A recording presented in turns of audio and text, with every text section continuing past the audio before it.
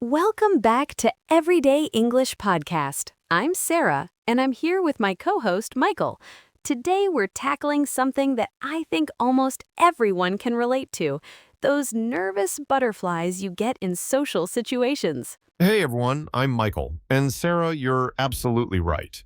Whether it's walking into a party where you don't know anyone, or even just making small talk at work, social nervousness is something we've all experienced. Exactly. And for our listeners who are learning English, social situations can feel even more challenging because you're not just worried about fitting in. Right. You're also thinking about your grammar, your pronunciation, whether people will understand you. So today, Michael and I are going to share some personal stories about times when we felt really nervous in social situations, what was going through our minds, and most importantly, the strategies that helped us overcome those feelings. And we want you to know, if you're listening to this and you've ever felt anxious or nervous in social situations, you are definitely not alone. Sarah, do you want to start us off? I know you have a story about a work party that really stayed with you. Oh gosh, yes. This was probably about 5 years ago. I had just started a new job, and my company was having this big holiday party. Everyone was talking about it for weeks. It was at this fancy hotel downtown, and all the departments would be there. Mm-hmm. Those company-wide events can be intimidating. Exactly! So the day of the party, I'm getting ready, and I remember standing in front of my closet for like 30 minutes, changing outfits 3 times. I was thinking, what if I'm overdressed? What if I'm underdressed? What if nobody wants to talk to me? Oh wow, the outfit anxiety is so real. Right? And then I get to the hotel and I'm standing outside this ballroom. I can hear music and laughter coming from inside, but I literally could not make myself walk through those doors. I must have stood there for 10 minutes, just frozen. What was going through your mind in that moment? Oh, it was like this constant stream of negative thoughts. Everyone's gonna stare at me when I walk in. I won't know what to say. I'll just stand awkwardly by the food table all night. People will think I'm weird. It was awful. That negative self-talk is so destructive, but you obviously made it inside eventually. What helped you? Well, I took a deep breath and tried to challenge those thoughts. I remember thinking, okay, Sarah, let's be realistic here. Is everyone really going to stop their conversations and stare at you? Probably not. And then I set myself a small, manageable goal. What kind of goal? I told myself, just go in, find one person you know, have one conversation, and if you're still miserable after 30 minutes, you can leave. That felt doable, you know? It wasn't this overwhelming pressure to be social all night. That's brilliant. Breaking it down into something small and specific. Exactly. So I walked in, found my colleague Lisa from HR, and we ended up having this great conversation about her recent vacation. And you know what? Once I had that first successful interaction, my confidence started building. It's like momentum. Yes, Lisa introduced me to a few people from the marketing team, and before I knew it, I was actually enjoying myself. I ended up staying until almost the end of the party. The key was just getting over that initial hurdle. That's such a great example of how our fears are often much worse than reality. I have a similar story, actually. This was back in college. I was probably 19 or 20. Oh, tell us about it. So my roommate invited me to this house party. He knew everyone there. He was one of those naturally social people, you know, but I was much more introverted. I'd rather stay in my dorm room playing video games than go to a party. Yeah, I can relate to that. But he kept insisting that I'd have a good time, so eventually I agreed to go. Big mistake, or so I thought at the time. We get there and it's packed. Music is loud, people are laughing and talking in groups, and I immediately felt like I didn't belong. That feeling of not belonging is so uncomfortable. Exactly. And then my roommate disappears within 5 minutes. He sees some friends and just goes off with them. So there I am, standing by myself, holding a cup of beer, trying to look like I'm having fun while inside I'm panicking. Oh no, what were you thinking in that moment? It was terrible. I kept thinking, everyone here is cooler than me. They all have inside jokes I don't understand. I look like a total loser standing here by myself. I was convinced everyone was judging me. That spotlight effect, feeling like everyone's watching you when they're probably not even noticing. Exactly. I was about to just leave. I was literally walking toward the door when I heard someone behind me say, "Hey, aren't you in Professor Martinez's psychology class?" Oh, perfect. Someone reached out to you. Right. It was this girl named Emma. We'd never really talked before, but we sat near each other in class. And suddenly I had something to talk about. We started complaining about how difficult the midterm was, and then she introduced me to a couple of her friends. That's wonderful. So, what did you learn from that experience? Well, first, I realized that most people at parties are actually friendly and welcoming. They're not sitting there judging newcomers, they're just trying to have a good time, too. You know, that is so true. And second, I learned that having some conversation starters ready really helps.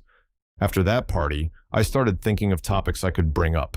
Current events, movies, shared experiences like classes or work. It gave me more confidence knowing I had something to say. That's such good advice, Michael. Being prepared with conversation topics is huge. And you know what both of our stories show? That often the anxiety we feel beforehand is much worse than the actual experience. Absolutely. Our brains are designed to protect us from potential threats, so they often exaggerate social risks. But here's the thing. Most social situations are not actually threatening. Right. So let's talk about some practical strategies that our listeners can use. We've mentioned a few already, like setting small, manageable goals and challenging negative thoughts. What other techniques have worked for you, Michael? One thing that's really helped me is something I call the curiosity shift. Instead of focusing on how I'm being perceived, I try to become genuinely curious about other people. Can you explain what you mean by that? Sure. So instead of thinking, what do they think of me? I try to think, I wonder what their story is. What are they interested in? What's their experience been like? It takes the pressure off me and makes conversations feel more natural. I love that. It's like shifting from being self-focused to being other-focused, and people can sense that genuine interest, which actually makes you more likable. Exactly. Plus, when you're focused on learning about someone else, you're not as aware of your own nervousness. Another strategy I use is what I call arriving early. Now, this might sound counterintuitive because many people think it's better to arrive when the party is already going, but I've found the opposite is true. Interesting. Why is that?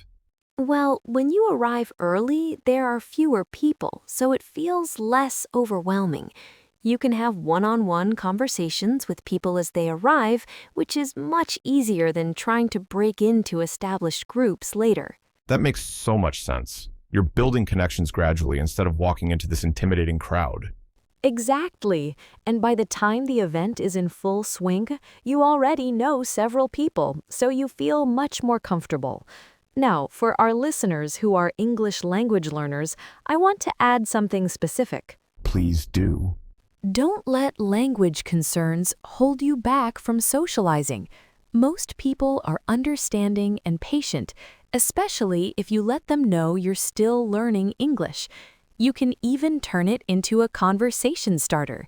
I'm still working on my English, so please be patient with me. That's brilliant advice, Sarah. And you know what? Many people will actually be impressed that you're learning another language. It often leads to really interesting conversations about where you're from and your experiences. Absolutely. Now, let's talk about some physical strategies too. Michael, what do you do when you can feel that anxiety building up physically? Oh, the physical symptoms are real. Sweaty palms, racing heart, that tight feeling in your chest. One thing that helps me immediately is deep breathing. I do this exercise where I breathe in for 4 counts, hold for 4, then out for 4.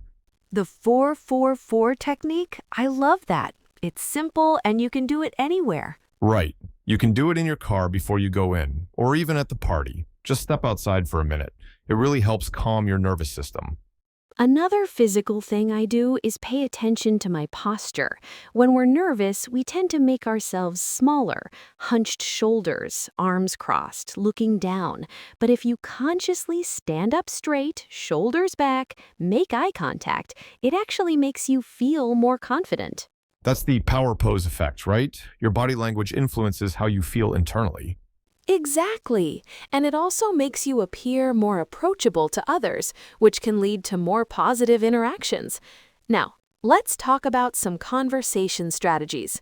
What are some good ways to start conversations with strangers? Well, compliments are always good, but make them specific and genuine. Instead of just nice shirt, you might say, I love the color of your shirt. It's such a beautiful shade of blue. Good point. And asking about the event or the situation you're both in works well too. How do you know the host? Or have you tried the food yet? Those situational questions are perfect because they're relevant and natural. And here's something important for everyone to remember. If a conversation doesn't go well, it's not necessarily about you. So true. Maybe that person is having a bad day, or they're dealing with their own social anxiety, or they're just not in a talkative mood. Don't take it personally. Exactly. Just politely move on and try talking to someone else. Not every conversation will be amazing, and that's completely normal. Before we wrap up, I want to share one more strategy that's been really helpful for me, the growth mindset approach to social situations. What does that look like? Instead of thinking, I'm bad at this, or I'll never be good at socializing, I try to think, I'm getting better at this, or every social situation is a chance to practice and improve. It takes the pressure off being perfect and focuses on progress. That's such a healthier way to approach it. You're learning and growing, not failing or succeeding.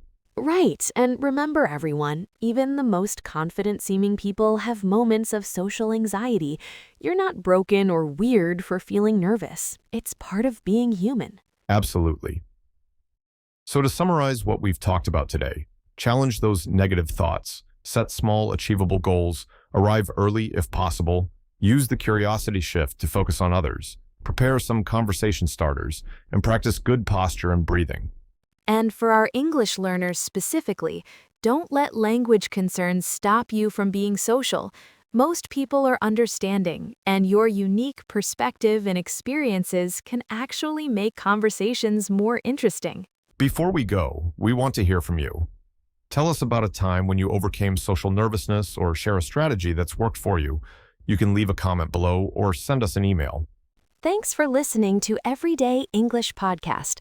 Remember, building social confidence is a skill like any other. It takes practice, but you can definitely get better at it.